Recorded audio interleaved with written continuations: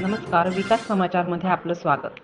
मा. श्री राम नाईक, पूर्व राज्यपाल उत्तर प्रदेश यांच्या अध्यक्षतेखाली व मा. ना. श्री सुधीरभाऊ मुनगंटीवार, मंत्री वने, सांस्कृतिक कार्य व मत्स्य व्यवसाय यांच्या उपस्थितीत 23 जुलै रोजी सह्याद्री अतिथीगृहात मत्स्योद्योग विकास धोरण समितीची बैठक पार पडली.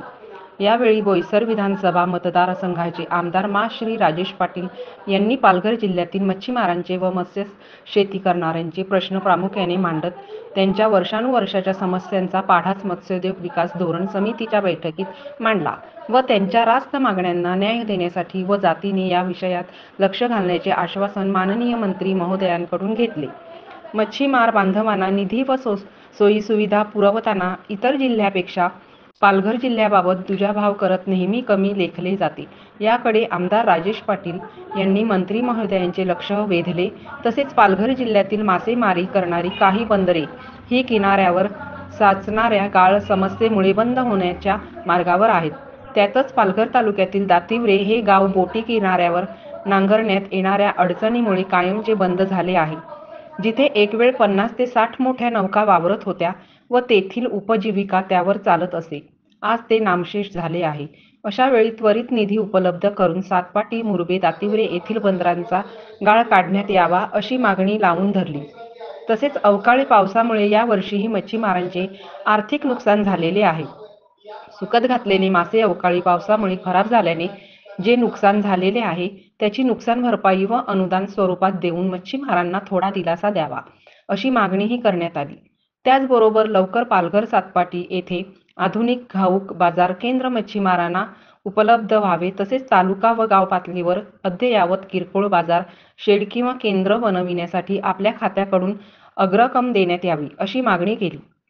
जेटीवरील प्रवासी शेड, शौचालय या मूलभूत सोयी सुविधांबरोबरच मासे सुचविण्यासाठी चौथारे जाळी शिवण्यासाठी शेड यासाठी त्वरित निधी उपलब्ध करून देण्यात यावा व त्वरित त्याचे काम हाती घ्यावे अशी सूचना आमदार राजेश पाटील यांनी केली. तसेच धूप प्रतिबंध बांधारेची कामे बरीच वर्षापासून रखडलेली आहेत, ती त्वरित सुरू करण्यात यावी अशी मागणीही केली. परंपरेने मच्छीमार हा प्रामुख्याने समुद्र किनाऱ्यावर वास्तव्य करून आपला उदरनिर्वाह करत असतो. मात्र अशा वेळी तो राहत असलेली जागा आजही त्यांच्या नावावर नाही. थोडक्यात तो आज वास्तवात बेघरच आहे. तेव्हा मच्छीमार राहत असलेली व त्यांच्या वापरात असलेल्या जागेचा सातबारा त्वरित मच्छीमारांच्या नावावर होणे गरजेचे आहे. म्हणजे त्याला आपल्या हक्काचे घर मिळेल आणि यासाठी शासनाने त्वरित पावले उचलणे गरजेचे आहे, असे आमदार राजेश पाटील यांनी हा मंत्री महोदयाच्या लक्षात आणून दिले.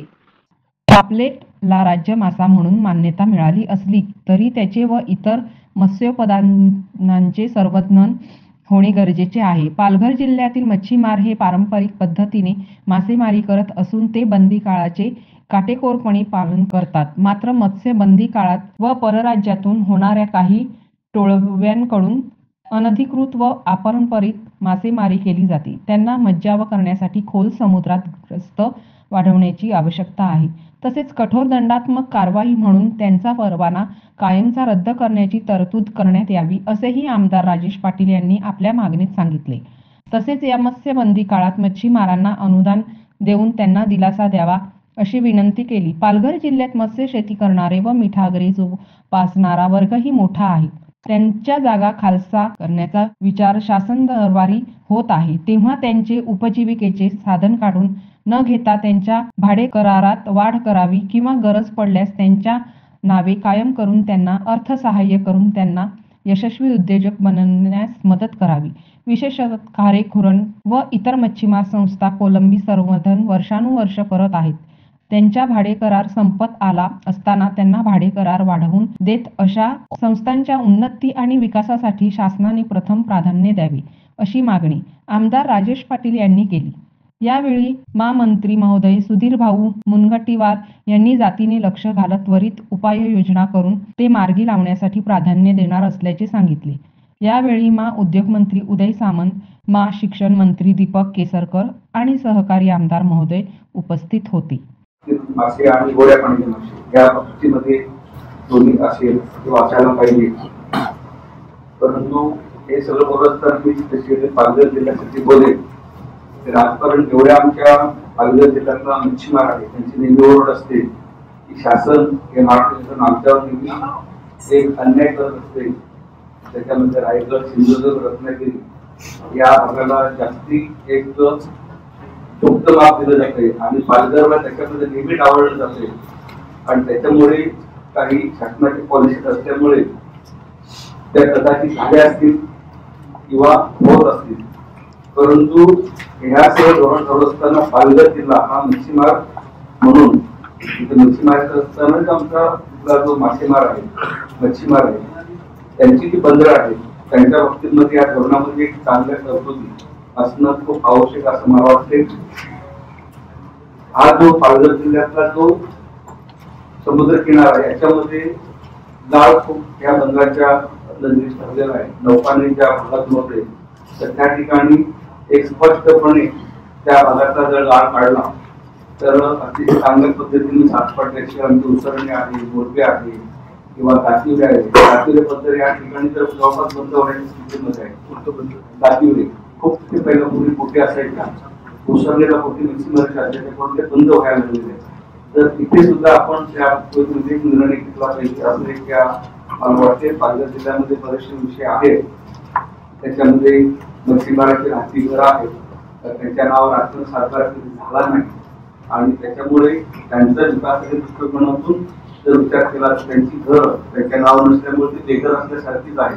एखादी नैसर्गिक आपत्ती जर आली तर ती घर फुटल्यानंतर त्यांचं जमिनीखाली घराखाली जमीन संपूर्ण महाराष्ट्राचा विषय हा.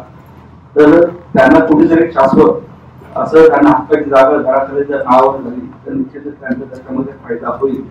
बाकी मच्छीच्या संदर्भामध्ये इतर जे विषय आमचे आहेत, कोळंबी प्रकल्पासाठी जागा दिली आहे सहकारी संस्थांना तर त्या त्यांना कायमस्वरूपी भाडेपट्ट्यांनी जे आहेत त्याच्यामध्ये जर दर वाढ करायची वगैरे असली तर त्या बाबतीमध्ये शासन केलं तरी चालेल. कारण तसं आपल्या धोरणामध्ये थोडं आपण काही जे आम्हाला कागद सबमिट केले तर त्याच्या बाबतीमध्ये तसं आपण दिले तर तलावाच्या बाबतीमध्ये आहे.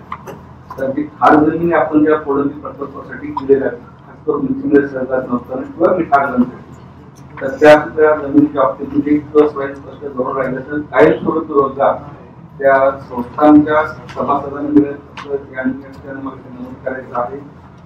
आणि निश्चितपणे पॉम्पलेट आपला राज्य मासा आहे तर त्याचं संवर्धन करणं ही अतिशय महत्वाची गोष्ट झालेली आहे. आपण बाजारामध्ये नेहमी बघतो छोट्या प्रकारचे पॉम्पलेट सुद्धा येतात आणि भविष्यामध्ये पॉम्पलेट हा नष्ट होईल कागदावर आपल्याला चित्रात दाखवावं लागेल.